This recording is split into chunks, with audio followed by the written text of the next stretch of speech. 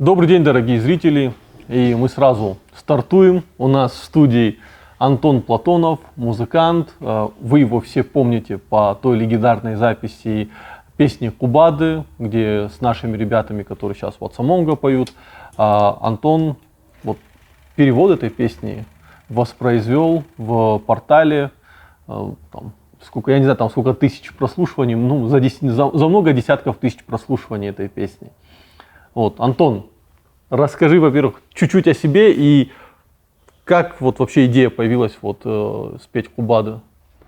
О себе: музыкант, мастер музыкальных инструментов, театр исторический. Да.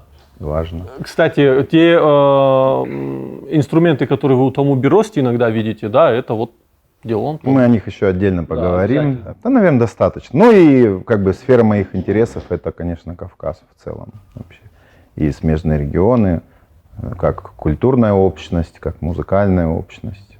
Это у меня одно из главных направлений, которые я изучаю, пою, делаю инструменты в этой области. Вообще такой позыв, в какой момент жизни возник, так погрузиться? Какой именно? Изучение музыкальной культуры народов Юга России, Кавказа. Я вырос до 13 лет в Грузии, в Поте. Меня окружало очень много музыки, аджарской, и разной грузинской, да, инструментальной, вокальной. Это раз. А два, где-то с лет 18 я прочувствовал как-то по-новому глубину вообще народной музыки. В поисках поисках глубины музыки я наткнулся на народные пласты, которые, в принципе, уже и были у всех у нас предустановлены, из детства, от детских колыбельных, и просто от музыки, которую мы слышим случайно, на свадьбе, на похоронах. И в поисках глубины в музыке я лет 17-18 я нащупал это, и все померкло остальное до этого, какими я жанрами музыкальными занимался в 90-е это было. Сразу по ходу такой вопрос. Ты, значит, знаком с аджарской, грузинской, наверное, гурульской музыкой, да? Да, с гурийской. Да, гурийский, просто по-грузински гурули. Гурули музыка. Да. Вопрос, у меня есть какая-то такая теория, сразу хочу выяснить. Давай. Музыка северокавказских народов и южнокавказских народов, на мой взгляд, она сильно отличается, и мне кажется, что она демонстрирует разность ментальности.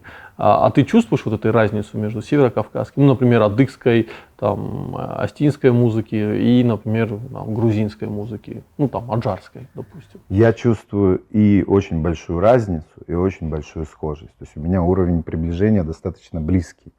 Это все зависит от уровня приближения. Для какого-нибудь моего приятеля из Москвы, который играет джаз, это все, в принципе, одна музыка. И тут на Северном Кавказе живет один народ. Просто чуть-чуть языки, наверное, у всех разные. От уровня... Мое приближение такое, что я одновременно вижу и много всякой разницы, и много всего общего разного. Поэтому такой сложный ответ. Я даже чувствую разницу между западно-кавказской музыкой и восточно-кавказской музыкой. То есть у меня, например, когда я слушаю дагестанские, чеченские, ингушские народные песни. Она абсолютная, да, там трудно. Там разница прям большая. Только из Москвы там можно это все перепутать. В одну лезгинку записать. Да. И то же самое с грузинской не знаю, мой уровень приближения, что я в Адыгее из разных аулов могу сказать, что из какого это аула музыка. Это я сейчас, может, сильно перегибаю, но в принципе могу, да, что бжедуги так поют. Но это в Адыгее, я там много, обитаю. Допустим, условно западных от восточных адыгов я музыку тоже чувствую разницу довольно неплохо. Говоришь, все от уровня приближения зависит, и если ты в теме, у тебя есть наслушанность, то ты даже двух исполнителей из одного аула прекрасно отличишь. А такой вопрос. Как состоялась идея вообще с Кубады? Давай Кубады, да. Да, это красивая история. Это был 2017 год. Это мы приехали с Ганной, не помню по каким делам, и параллельно... у нас было выступление в Нальчике, И во Владикавказе мы тоже решили сделать наскоро концерт в Портале. Тоже была осень. В Портале собрали, в старом еще Портале, великолепном там, в зале с камином там, или не знаю, ну, в общем, классный такой зал. Мы сделали там концерт, ну, мы уже на тот момент дружили с Тому с 15 года. В 15 году мы прям сделали такой отдельный визит, чтобы познакомиться с Тому, со всем его музыкантским окружением, которое сегодня это Рагунбал, да, группа. Мы познакомились в 15 году, а в 17 приехали и дали на двоих с моей женой, с Ганной, небольшой концерт акустический, вот, с таким западноевропейским репертуаром. И Тому после этого концерта мне дарит книжку стихов Кошта, как оригиналов, так и переводов. Такая небольшая книжечка. Вот. Я ее увожу с собой в Новороссийск и там открываю, начинаю читать. Вот. Ну, я довольно с раннего возраста сам пишу песни и со своими стихами, но когда мне какой-то стих очень нравится, я иногда чувствую в нем песню и делаю из него песню. Вот. Я читал, и вот Кубады я прям сразу стал петь. Вот. Прочитав его, я такой, прям мне сразу пошло. Я сделал какую-то запись на коленке, вот. Ну и мне важно было, что скажет Тому про это. Вот. Иногда в таких моих экспериментах, похожих, были случаи, ну, когда вот не очень это нравилось, скажем так, этническим представителям. Я отправил Тому, он говорит, это очень классно, мне очень нравится. Я, по-моему, на следующий день сделал прям запись, и она уже на YouTube. А я ее слушал, да. Некоторым именно она нравится, как более какая-то спокойная такая. Мне и то нравится. Там, где на YouTube, там вперемешку картины Кошта и мои фотографии Осетии. Да. И я сделал ее, и прям всем это очень понравилось. А потом мы в 2019 году ехали из Грузии с Ганной. Вот, ездили на мою родину в очередной раз. Я такие паломничества совершаю, раз в 5 лет. И тоже опять концерт в Портале, ты на нем уже был. Да. И перед этим концертом у нас была репетиция, я подумал, что ну, всем эта песня нравится, давайте вот там вот те ребята, которые сейчас Рагунбал, ну и не только, еще Давид был, Батагов, да, играл на Кишинфандыре. На репетиции, ну, мы решили, что они с нами поиграют на этом концерте, и репетицию мы решили отснять, и из этой съемки... То есть это репетиционная съемка? Репетиция была, да. Не такая, не спонтанная была, да, мы решили, мы запишем звук, как бы, и может быть, там, из этого что-то получится, просто один iPhone по кругу ходил, вот, мы это все сняли, и через год я это все мы смонтировали в студии, и так получилась эта запись.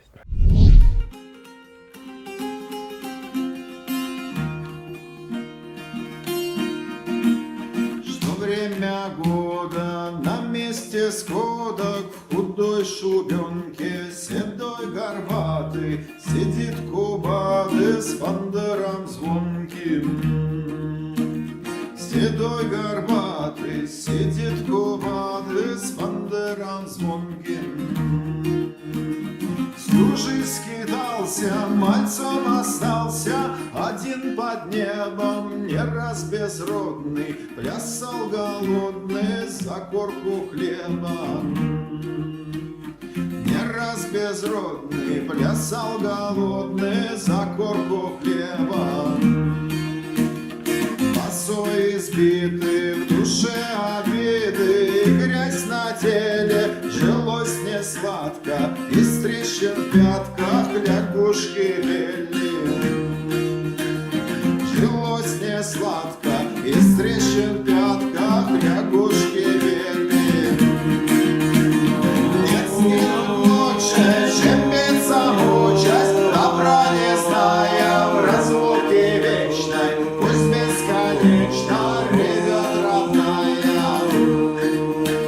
В разлуке вечной, пусть бесконечно ревет родная. Что не вскормила ни солнце силой, ни грудью белой, что в детстве раннем своим дыханием тебя не грела.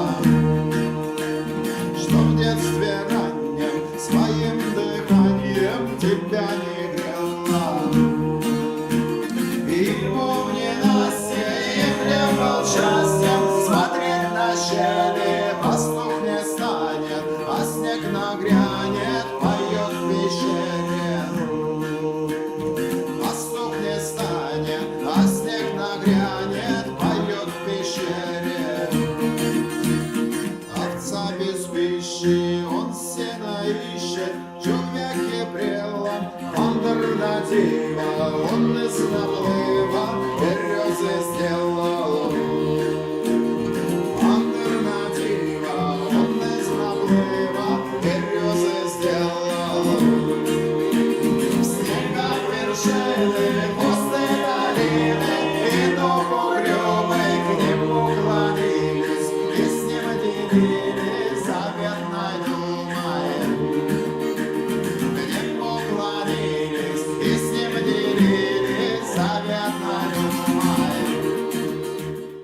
Про историю еще создания самой песни переводил на русский язык переводчик по имени Павел Панченко. Это было в 30-х годах 20 века. И какая, значит, история происходит в прошлом году? Каждый год есть у нас иногда случаются гастроли у меня во Владикавказ с какими-то выступлениями. Но когда их не случается, я просто сажусь и на неделечку в ноябре, в декабре приезжаю, чтобы тут с музыкантами и дела поделать, и хорошо время с музыкой провести. Я в этом плане, я это называю каникулы души. Вот. Владикавказ для меня это такая творческая дача, куда я обязательно раз в год я должен приехать. То есть вот эта атмосфера музыкантская здесь, когда все там и народные музыканты, и даже поп там музыканты, и там не знаю, Влад Хухоев, да, там все приходят, все собираются, мы что-то совершеним, много музыки. Это мне дико нравится. У меня этого нет в Новороссийске. Новороссийск беден в культурном плане, не настолько богат, как Владикавказ. Вот, я приезжаю, и вот я ровно в прошлом году, в декабре, я получаю комментарий на Ютубе, или даже в личку мне написали. Мне написал человек, какая красивая песня, а я, говорит, внук переводчика. Ух ты. И я, говорит, сейчас в Новороссийске. Он говорит, я ему пишу, а я во Владикавказе, представляешь? И мы договорились, что я вернусь с Владикавказа, и он пригласил я его в студию к себе, мы с ним пообщались, и он мне рассказал историю там этого перевода. Его, вот этот Павел Панченко, его прадед, он был большим полиглотом и переводчиком поэзии, языков народов СССР, и в числе многочисленных тюркских языков у него был и осетинский тоже, да. Вот. И он сделал этот перевод, осетинский, там прямо он несколько переводов сделал Коштак, какой-то годовщине. По-моему, в 1939 году какая-то была там здесь годовщина связанная, вот там то ли с хождением состав, неважно. Вот, и, собственно, так этот перевод появился, и я, как тоже сталкиваешься с поэтическими переводами, скажу, что он невероятно качественный. Я, конечно, не могу провести сравнение с исходником, так как, осетинского я не знаю. Я скажу, что перевод фантастический. Это, знаешь, я столкнулся с поэтическими переводами, когда читал Важу Пшавеллу, Алуда Китлаури, «Гость и хозяин». Это реально мои любимые, наверное, произведения. И я читал их в переводе Заболоцкого. И я потом стал Заболоцкого все переводы читать. И я просто понял, что если ты автор, представляющий маленький народ, тебе очень повезло, если тебя переводит Заболоцкий, потому что там переводы... или вообще качественный Да, переводчик. там перевод сумасшедший просто. И я даже комментарии, поскольку я грузинский не знаю, я даже прочитать не могу, я читал комментарии грузин, которые говорят, что да, Заболоцкий перевел, это фантастически. Я вот тогда понял, что поэтический перевод, это наверное... Кстати, это характерно только для России, потому что даже Данте Алигьери, божественная комедия, она только на русский переведена. На английском, например, есть просто смысловой перевод, нету поэтического перевода. Я вот тоже изучаю Одиссею много лет, Гомера, и английские тексты я пока только увидел, не в ритме, как бы такая. Потому что многие говорят, что в этом нет прозаическая. смысла. Тебе, получается, приходится заново создавать произведение. И поэтому Заново, оно так и делается. Заново Да, создается. вот перевод Кубады — это шедевр от шедевра. Я впервые услышал именно в твоем исполнении на русском Кубады, и это, конечно, что-то фантастическое. У меня такой вопрос, а ты же еще и на национальных языках поешь? Ну, немножко. Ну, я пару. Совсем немного. Один из моих любимых треков — это абадзехская походная песня, которая у меня на репите долгие годы стояла и стоит. Абзахам язык говорит. Да. زخر قنبل ما شخاصك والشفا يا ريدا ورس خريق لما شجاك والشفا يا وريدا راني سشجاك ونخش مشو يا زاو يا ريدا أخم يازه وچخر گویخ گوشفایا وريلا.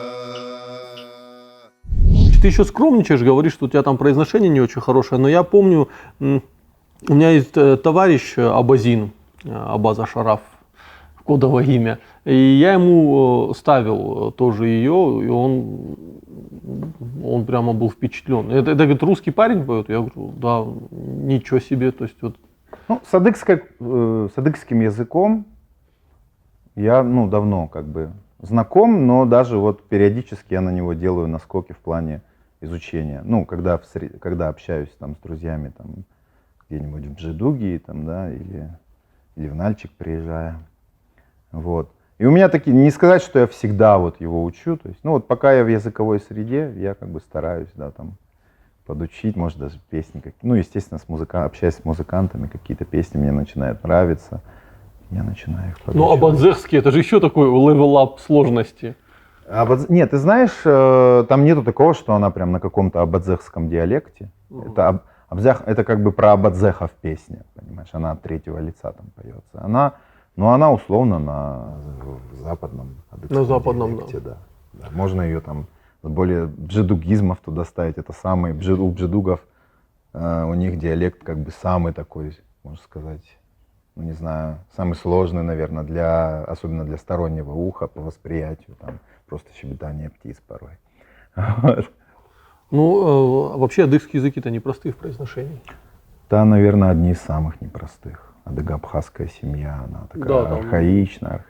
Потому что этим она интересна. Даже в осетинском языке вот эти гортанные звуки, по мнению некоторых лингвистов, они вот так перекочевали.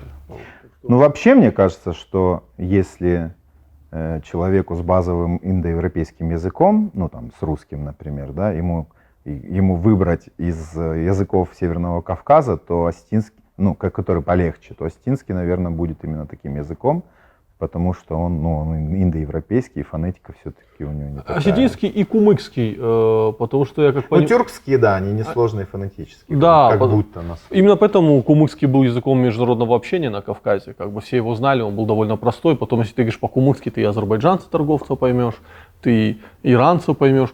Ну, с тюркскими у меня пока что не сложилось еще никак. Ну, слушай, хорошо, у тебя сложилось уже с адыгскими, это уже достижение. Так, знаешь, сложилось. Я с детства тоже в грузинский был неплохо погружен там, вот, но, допустим, за 30 лет там отсутствия практики почти, вот, я сейчас разговора прям какого-то в Грузии поддержать не могу пока. Ну, понимаешь, наверное, скорее всего, так, разговор, да. Есть такое, да. С адыгским еще меньше, то есть я вот неплохо знаю какие-то песни, но их немного. Ну и какие-то обиходно могу только пообщаться, наверное. И читать могу более-менее правильно. Читать можешь. Проблема большинства кавказцев, и в том числе моя, что мы знаем язык исключительно на бытовом уровне. То есть в бытовом плане... На самом деле это самый настоящий язык, он бытовой. Нет, вот в этом проблема, что это языки где-то вот внизу придерживает и не дает развиваться, потому что есть целый словарь философских терминов на осетинском языке. То есть наши языки, они в принципе приспособлены, чтобы говорить на сложные темы. Но когда ты ограничиваешься бытовым языком, пойди подай, куда-то пойти, сходить, да, это же и твою ментальность ограничивает. То есть... Это очень сложный вопрос ты сейчас задел. Это больной вопрос. У меня внутрисемейные даже постоянно идут споры То есть у меня жена прям, ну, она родительница такого, ну, классического, там, ну, вот русского языка какого-то. А я вот любитель как раз какой-то диалектики, да. Диалектика это прекрасно, но даже с помощью диалектики ты можешь разговаривать на сложные темы. А вот сейчас на Кавказе такая ситуация, что да, ну, там, поехать куда-то, сходить, купить, поговорить о каких-то простых вещах, мы говорим на родном.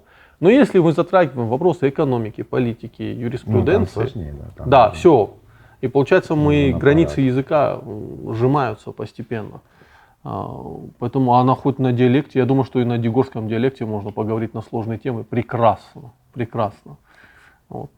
Кстати, из осетинского вот дигорский, мне кажется, более музыкальным, не знаю почему. Я пока еще, я как бы его слышу как отдельный язык, но вот порой у меня еще очень мало материала даже, чтобы какие-то сделать выводы. Но он, да, он интересен, и он совсем какой-то другой от иронского. Музыкальность у него какая-то другая. Если сейчас отойдем немного от кавказской тематики, я все-таки хотел бы спросить тебя про вот средневековую тематику.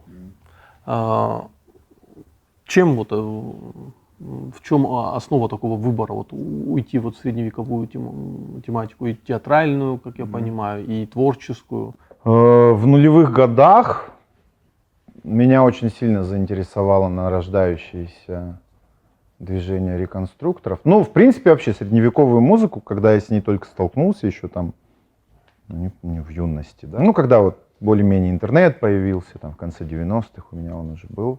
И тогда меня прям, средневековая тема и музыка, она меня не слабо так захватила.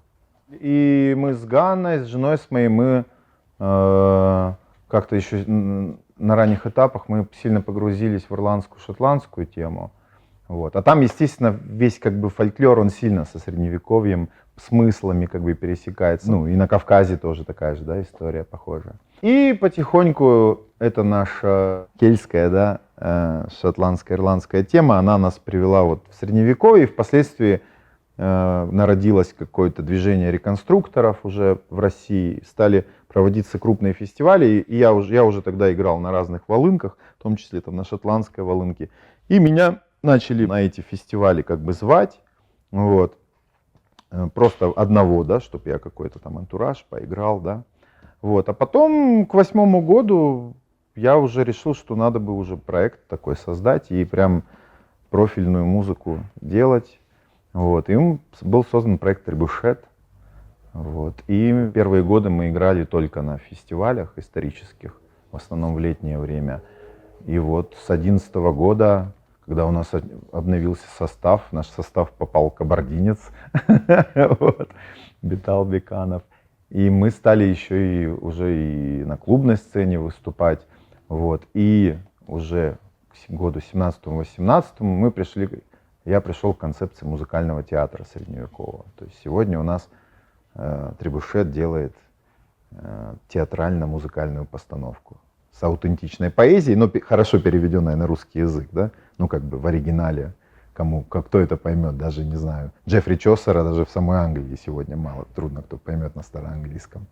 Вот, мы берем переводы, и вот кентерберийские рассказы Джеффри Чосера, 14 век, на их основе, я там знаю полностью текст там на час, и на их основе мы делаем музыкально-поэтические спектакли. Я со средневековой музыкой столкнулся как? Я слушал, просто любил рок. Мне почему-то немецкое произношение вот приятно уху бывает.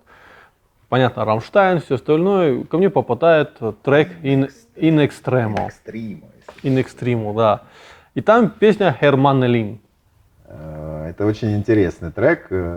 Можно сказать, базово его вытащила вообще в люди группа Ярмарна, или Гармарна ее многие называют, шведская.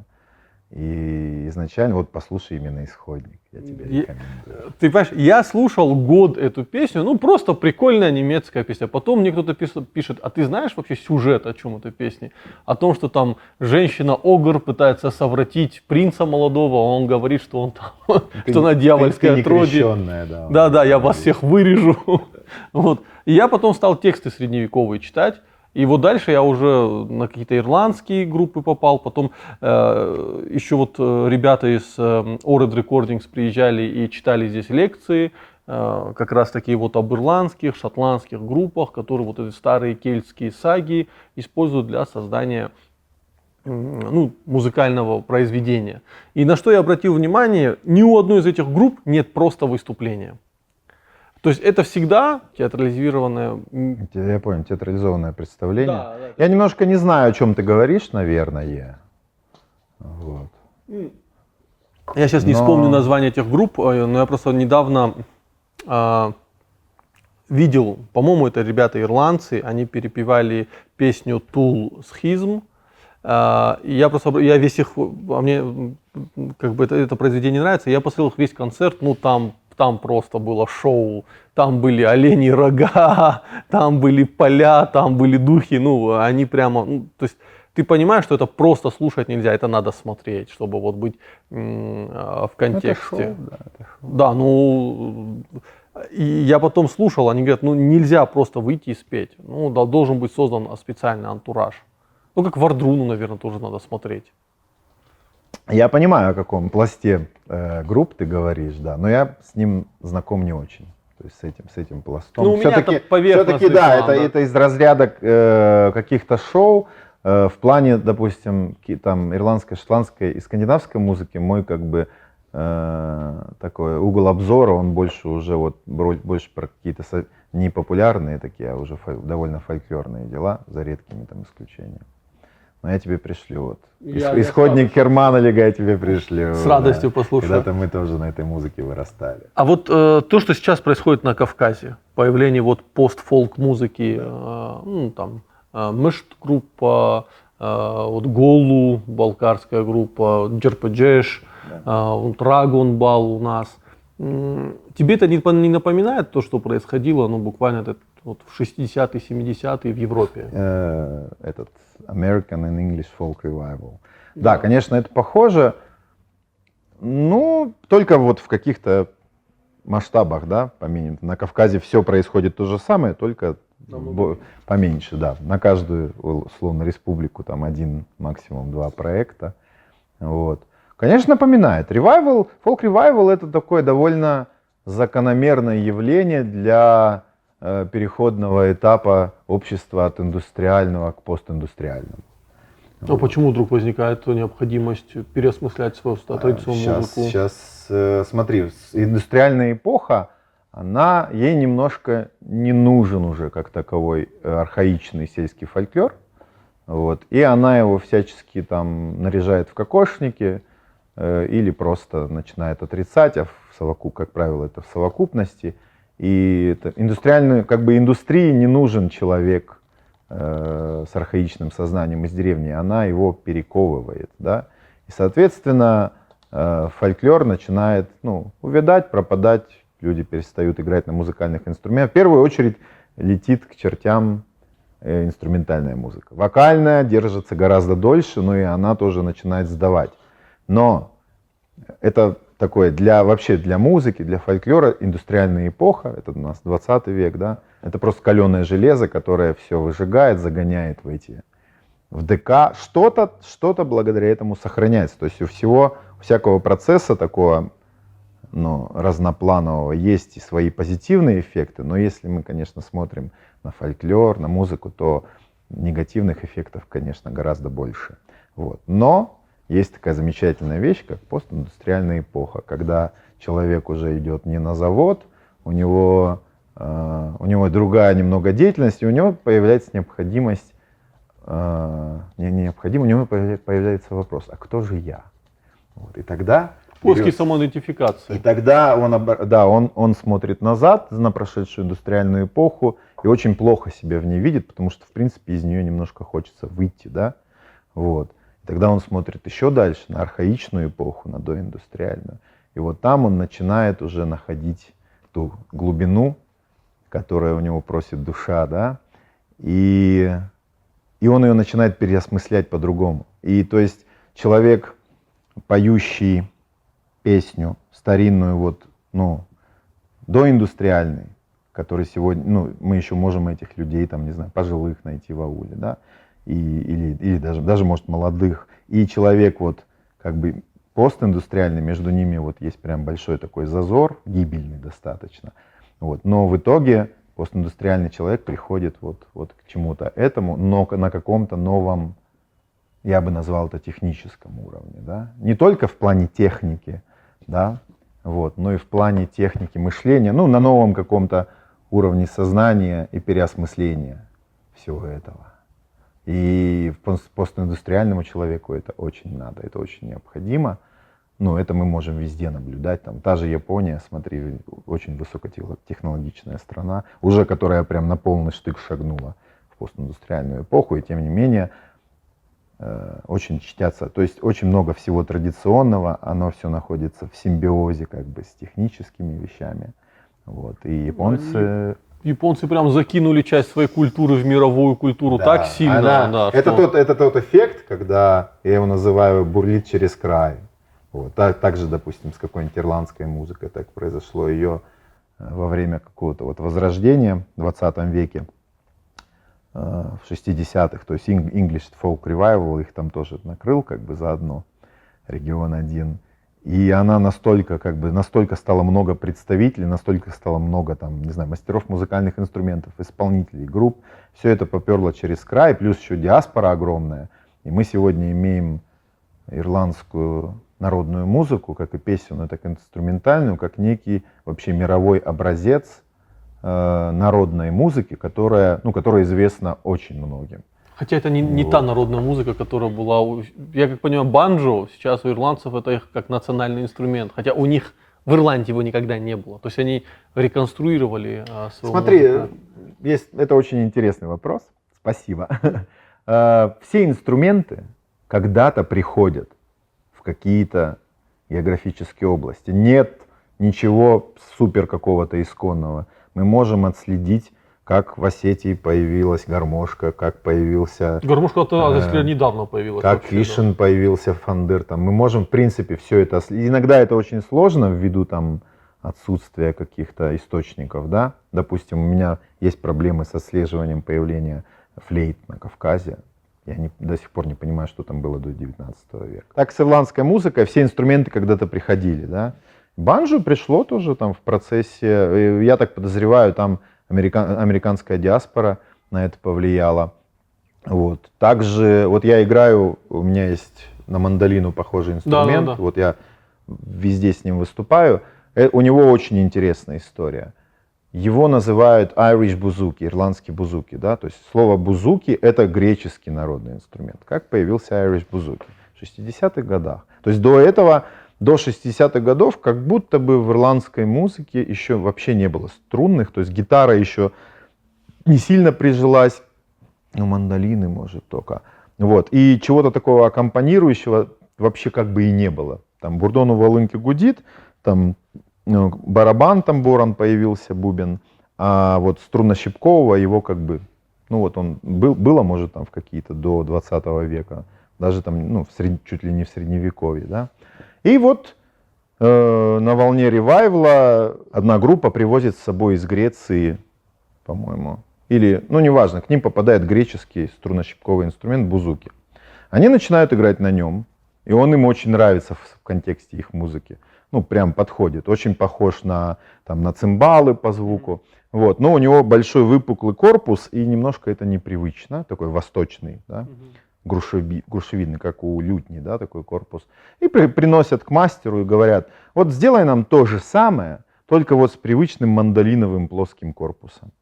Такой не вопрос, сделал. И сразу же другие группы посмотрели, к этому же мастеру пришли, нам, пожалуйста, такое же. И так появился Irish бузуки в 60-х годах. Сегодня это прям очень традиционный ирландский инструмент, хотя если мы его назовем просто бузуки, это сразу, вот у нас в Новороссийске, допустим, когда меня спрашивают, а у нас большая греческая диаспора, я никогда им не говорю, что это бузуки.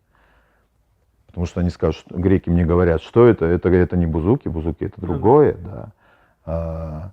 Я говорю, это мандола. Потому что, ну, родственная итальянская мандола, она вот выглядит, в принципе, так же и звучит почти так же. Вот. Вот такие вот сложности с инструментами бывают. Они все когда-то приходят, да. То есть смычковый какой-нибудь Кишин-Фандыр, там, конечно, могут разные голоса говорить о его древности, но он в Византии только в IX веке появился, да. То есть смычок — это вообще очень молодая история относительно, ну, вот, других там инструментов. Вот. И так любой инструмент можно проследить. Но есть же вот инструменты, которые, вот опять же, опираясь на слова Тому, который вот лекцию читал, он говорил, что, например, появление гармошки, она громкая, она выдает очень много Она диапазонов. прям выдает весь спектр частот. Да, и она свои, то есть появление гармошки сделало, скажем так, а зачем держать другие инструменты, когда у тебя есть одна гармошка? Абсолютно так. И она выбила из национальной, ну, из этники очень много инструментов традиционных.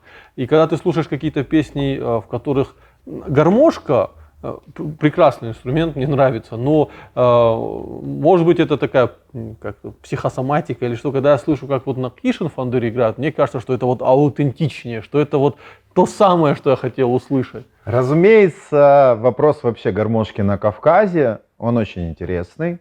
То есть это мощный культурный такой этномузыкальный пласт, сложившийся в 20 веке. И как бы совсем, ну, отрицать его просто глупо, он есть, да. Но во многом это уже какая-то отдельная музыка, и через нее как будто бы порой не проглядывается уже древность. Да, вот ощущение Древность такое. музыкальной традиции. Гармошка, она немножко всю древность отменяет, как бы, и говорит: теперь я здесь, вот, а вы все не нужны. Но там, где и инструментальные, архаичные инструментальные традиции были сильны достаточно, они выдерживали натиск гармошки. Например, в Адыгее. В Адыгее у нас очень неплохо выжил Чечепшин смычковый, да? Да, ну, Вот, как родственник Кишин-Фандыра. да. Он очень неплохо выжил, и прям есть непрерывная традиция, она существует. Да, там, ну, уже к 90-м годам этого было мало, но оно все равно было, да. Очень неплохо под натиском барабана еще живет традиция Абхачича, которая в Адыгее тоже развивалась весь 20 век и прям в настоящее искусство выразилось. Причем искусство связано не сколько с виртуозностью музыкального исполнения, сколько визуального. То есть музыкальный ритм примерно на трещотках всегда один, но развитие пошло по пути, ну, как бы более махрового звука, более тонких движений, чтобы два Абхачича, две трещотки звучали как одна, раскатисто. Вот. И чтобы Абхачича он прям делал, как, ну, то есть делает различную эквилибристику, вот, играя на инструменте. Вот. И то есть какие-то выживают традиции, традиции музыкальные под натиском гармошки в 20 веке, какие-то, да, которые были, может, послабже, им не хватило какого-то, ну, какого-то импульса, да, они отмирают, но сегодня находятся молодые люди, которые ну, по факту, эти вот инструменты. Тому, Да. Давид Батагов и все остальные. Сколько у нас людей может играть на Кишин-Фандыре в Осетии? Я думаю, что это Олег Ходов, ну там человек 5-6. Ну, да, в пределах Да. 10. В то же время в Кабарде, наверное, там человек, который умеет играть на родственники. На Чечепшине. Да, я думаю, что там за 100 человек будет легко. Ну, по Кабарде у меня со статистикой сложней, я там реже бываю. Вот в Адыгее, да, все очень хорошо. Ну, вот, с Чечепшином. Западный Кавказ, кстати, более сохранил музыкальную традицию, чем Восточный Кавказ. Я Это тоже нет, я не соглашусь. Кстати, Давай я тебе некоторые районы Дагестана можно Свою, убрать. да, вот свою оптику, да, Дагестан в этом плане. У меня вообще, я планирую, вот мы сейчас планируем лекцию про остинскую флейту, и у меня, это давно я ее уже так задумал, и у меня есть отдельная тоже заготовка лекции, это сохранившиеся инструментальные музыкальные традиции Северного Кавказа. И, конечно, сохранившаяся, допустим, игра в Дагестане на струнно-щипковом, на пандуре, на аварском, допустим. Там много народов, у всех свой струнно-щипковый, конструкционно они примерно все похожи, и манера игры тоже достаточно похожа. Можем это как один макрорегион, но у меня вот фокус есть на аварский пандур, и если мы на Кавказе будем, допустим, искать, что такое настоящий кавказский струнно-щипковый инструмент, да, далафандыр условно, то, наверное, на эту, так сказать, ну, на эту роль вот аварский пандур, он идеален. Там инструмент сохранился в своем архаичном виде. Никаких тебе хроматических ладов, там 3 лада у тебя на коротеньком грифе. Вот, и при этом сохранилась очень разнообразная, очень микроритмически сложная игра на нем. И количество исполнителей, оно просто зашкаливающее от детей до, ну там, не знаю, до культурных работников и даже там до около, не знаю, уголовных элементов. На Ютубе наберите «Аварский пандур». Я смотрел. И у вас видео. будет много вкусного, то есть разных песен. Такой Вот. огромный борцуха с поломанными ушами и просто на нем. Это одно из любимых видео. Вот. И таких много. Вот. И это говорит о том, что тоже настолько мощно все булькатит, что вот оно в закрай выходит и в виде там видео на Ютубе. То есть, по сути, Дагестан — это у нас заповедник струнощипковых. Плюс там сохранилась зурновая традиция.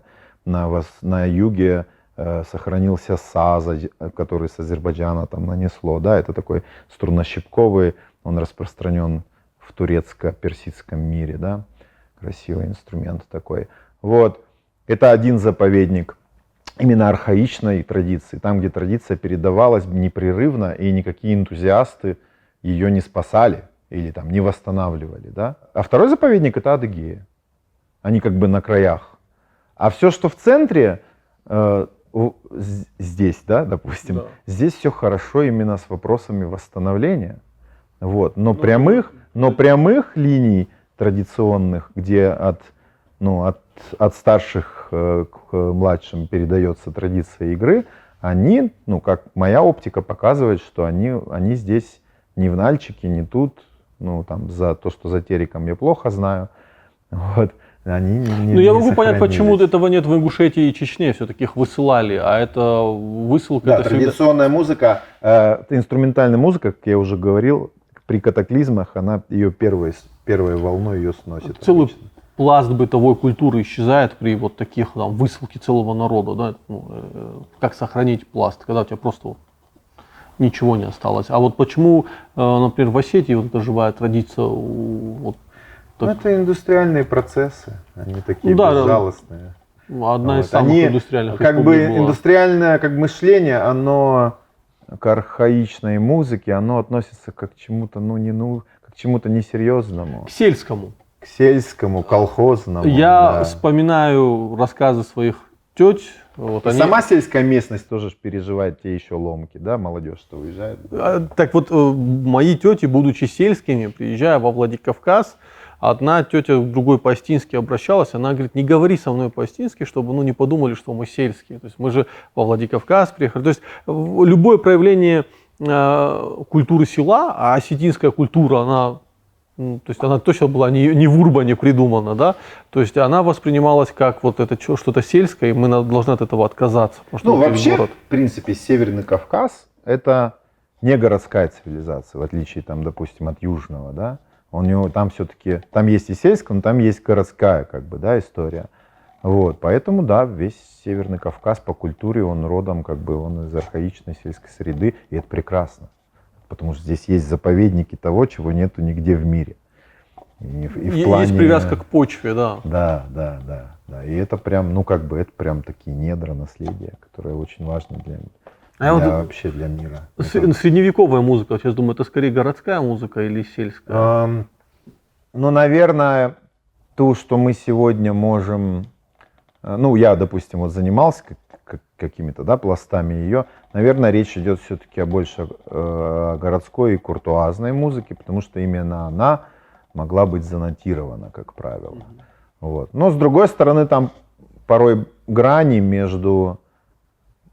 Ну, это мы сейчас можем разделить легко, ну, там, что-то архаичное, традиционное, ну, в музыке, да, от чего-то современного, да, это очевидно, оно там, ну, электронное, там, современное, оно больше, там, не знаю, электронное или там симфоническое, архаичное, оно вот на простых инструментах сыграно.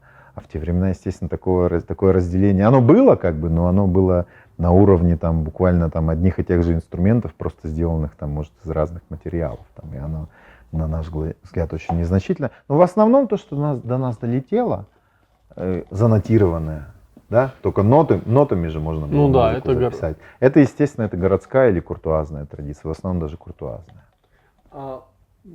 придворная. Продолжая разговор про энтузиастов, которые пытаются восстановить. Вот ты один из тех, кто восстановил очень много инструментов, как я понимаю. Ну, делаю, да, такую работу. Очень нравится. Скромничаешь, очень скромничаешь, нравится. да, потому что ты для ребят наших, в том числе, сделал очень много инструментов, причем которые я никогда в жизни не видел. Вот как это называется, вот глиняная штучка, которую тому... Это называется полифоническая карина, но смотри. Но она под осетинскую музыку шикарно Она подходит, но она не имеет отношения Ну, я к сам понимаю. инструмент традиционный. То есть надо как бы разделять, что где-то мы с Тому работали и до сих пор работаем над восстановлением традиционных духовых инструментов. А с двойной окариной вышло так, что это моя разработка 20-летней давности. Вот, и она ему просто очень понравилась. Он у меня ее заказал. И он ее как бы инкорпорировал в осетинскую музыку, и она туда очень хорошо, как он говорит, подошла.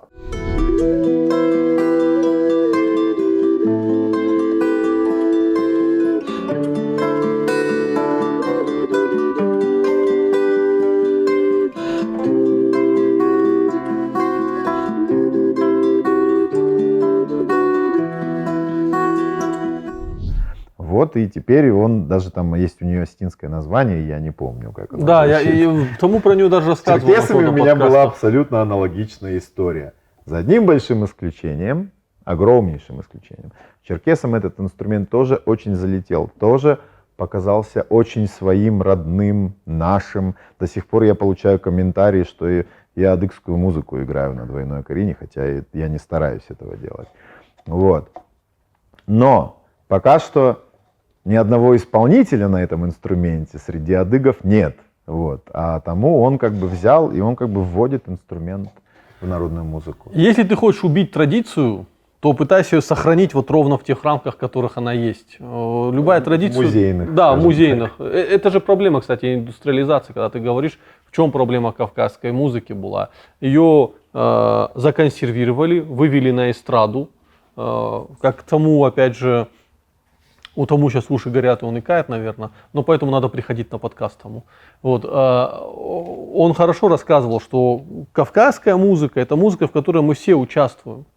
Она не была, то есть круг развернули, и вот вы сидите, тут сцена. Да. Вот сцена, вот зрители. Да, это вот весь вайб музыки вот это уничтожает полностью. Да? Поэтому тому, когда на концертах бывает, он говорит, выключим свет, закройте глаза, хотите подпевайте, желательно подпевайте, да? Потому что мы здесь все будем воспроизводить музыку и создавать одно музыкальное в идеале, пространство. вообще для традиционной музыки, я считаю, уже многие даже практикуют, Ворет я видел тоже, я за эту тему уже 20 лет топлю, что идеально это радиальное, так сказать, концертное планирование, когда у тебя музыканты в центре не каким-то фронтом сидят, а как будто сами для себя сидят, играют, неважно как повернуты, а все, кто хотят участвовать, не вокруг, и кто-то хочет участвовать как бы, хочет и может участвовать более активно, он ближе там подходит, может присоединиться. У нас в Национальном музее выступали Джерпаджеш, и вот их посадили в центр.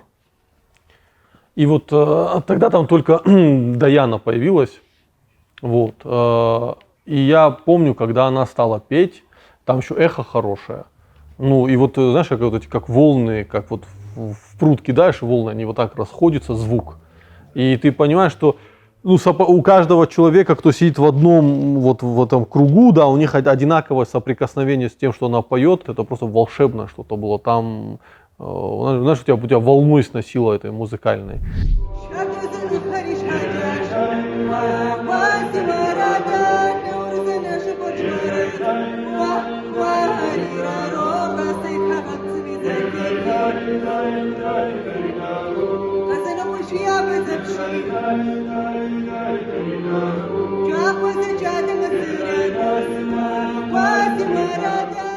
Но возвращаясь к инструментам, я все-таки хочу понять, вот как ты решил начать работу. Понятно, творчески создавать какие-то новые инструменты — это одно, а вот восстанавливать, выискивать корни инструментов, отслеживать их появление на Кавказе. С чего это началось? это всегда трудно отследить начало, понимаешь? Нет, практически никогда не бывает во всех каких-то начинаниях, почти что никогда не бывает, о, я буду делать это, или там увидел у кого-то, я буду делать это. Нет.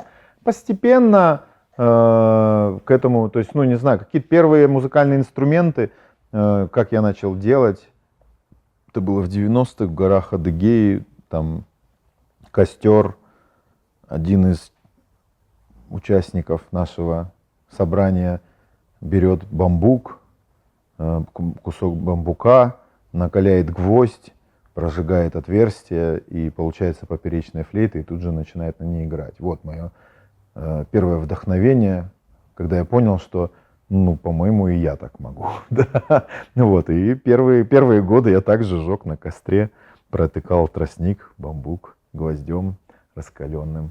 Вот. Потом прошло там лет 15, и я стал постепенно стал заниматься более профессионально этим, дарил первые экземпляры друзьям, потом у меня их стали покупать. Сегодня там нашу мастерскую, мы уже отправляем инструменты по всему миру, уже с года 16-го, да, постоянно. Вот.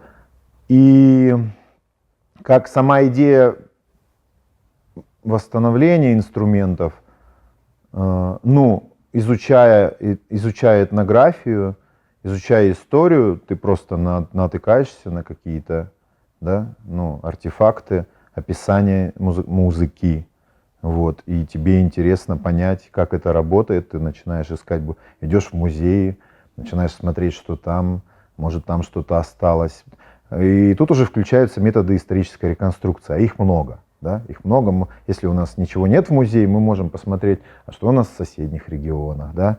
А что у нас. Ну вот. И этих методов их много. Иногда, то есть саму музыку можно тоже реконструировать в каких-то случаях, особенно с духовыми. Там сам инструмент тебе подсказывает, какой звукоряд, как на нем удобно играть, какие созвучия, допустим, на полифонических духовых, они звучат, ну, прям объективно хорошо. Да? И там сам инструмент, он тебе подсказывает, как на нем играть. Но все это очень интересно, и ты потихоньку сначала делаешь первые экземпляры для себя, вот, потом они обретают какие-то более там, конкретные формы, а потом это уже становится интересно. Ну, сегодня благодаря интернету люди видят, чем ты занимаешься, они говорят, а мне тоже такое надо, делаешь это для людей. Вот. Ну, я понимаю, когда тебя заказывают, например, там, из Осетии или из Адыгеи, а вот, например, Европа, Западная Европа, оттуда идут заказы на инструмент. Ну, во-первых, кавказские инструменты у меня, я не только ими занимаюсь. Да, это только одно из направлений, которым мы в мастерской занимаемся. Там, не знаю, у нас есть античные инструменты, русские, европейские. Но часто кавказские инструменты мы отправляем и в Штаты, и в Европу, да. Там люди интересуются. Иногда это бывают какие-то, ну, скажем так, представители Кавказа. Но и часто это люди, которые просто интересуются, им это интересно. Там кто-то, допустим, ну, играет человек, у него огромная коллекция разных флейт со всего мира, там ему надо, и чтобы у него и кавказские были. Вот. Такие варианты бывают. Бывают репатрианты. Вот у меня, по-моему, 3 черкесов я научил играть на камыле, который я ему отправил из Турции, черкесы. Я их учил играть, ну, там, по видеосвязи, да. Я уроки преподаю онлайн. Они репатрианты откуда? Из Турции? Из Турции, вернулись? Да. Из Турции, по-моему, один был из Штатов, если я не ошибаюсь. Да, из Штатов я давал урок парню. Да вот, что далеко ходить. Вот сейчас у меня уже почти год скоро обучается. Но это не про Европу, это как раз про удаленность.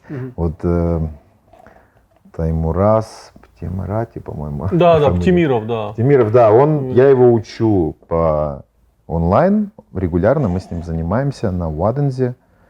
Ну, не знаю, зимой будет год уже. И мы прям регулярно с ним занимаемся. И он прям делает большие успехи. Он вообще большой молодец, он такой языковой активист, занимается развитием языка, тоже вернулся после Москвы в Осетию и там, ведет телеграм-канал, участвует в процессе вот создания какого-то контента национального, просто вот, причем на таком низовом уровне, большом, и при этом вот не очень публичный парень, но хотя делает большую работу. Вчера буквально встречались на реп-базе Рагуна с ним. Вот. И, ну вот, Бывают и такие случаи.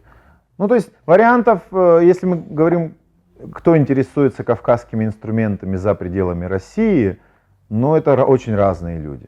От репатриантов до профессиональных музыкантов, есть же люди, которые, в принципе, играют какую-то там, ну, допустим, я разработал инструмент неокамыль, это как бы камыль с большим количеством отверстий, черкесская флейта, да, там, она прям стала пользоваться популярностью у джазовых музыкантов, вот, потому что она там, ну, интересный тембр дает, и при этом, как бы, звукоряд позволяет играть практически, ну, вот сложный всякий джаз. Для меня был вообще большой секрет, кому вот эти некоммерческие лейблы, которые играют какую-то узкоспециализированную национальную музыку, и тут вот проводят такие крупные фестивали в Европе.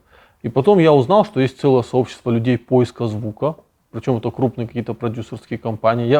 Я просто у одного казаха посмотрел, точнее, у битмейкера из США посмотрел видео, где он просто говорит: ребята, вы делаете уже все одинаковые, похожие биты, надо искать вот там. Он говорит: вот послушайте казахскую музыку и просто делайте из нее биты. Да. Я видел этот рил. Да, Рилс, а я целое видео в YouTube посмотрел, и он просто рассказывает, что ну, есть целое сообщество людей, которые вот зарабатывают на этом, и им нужны постоянно новые звуки, новые звучания. Ну, разумеется. Да, и вот они, Всё оказывается, по всем этим этнофестивалям просто едут, собирают материал, потом просто перешивают, прошивают, переделывают и вот выдают.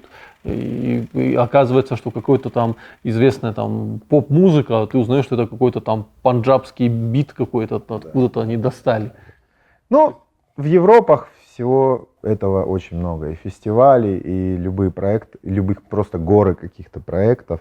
Но я это, как бы я не сетую, я это считаю такими довольно понятными, закономерными историческими процессами. То есть они уже вступили в те фазы, которые, возможно, нам предстоят, которые, правда, у нас, вероятно, тормозятся. Ну, у истоков этих фаз, скорее всего, будешь именно ты. Не знаю. Доживу ли. Ну, хотя вот уже, там, глядя на тот же Рагон Бал, то, что на ту музыку, которую они делают, вот это абсолютно очень круто и уникально для Кавказа. Это та музыка, которая уже может полноценно представлять Кавказ на любой там мировой сцене, я считаю. Вот, то есть, ну, считай, что дожил, наверное, да. Я завершу наш подкаст просто.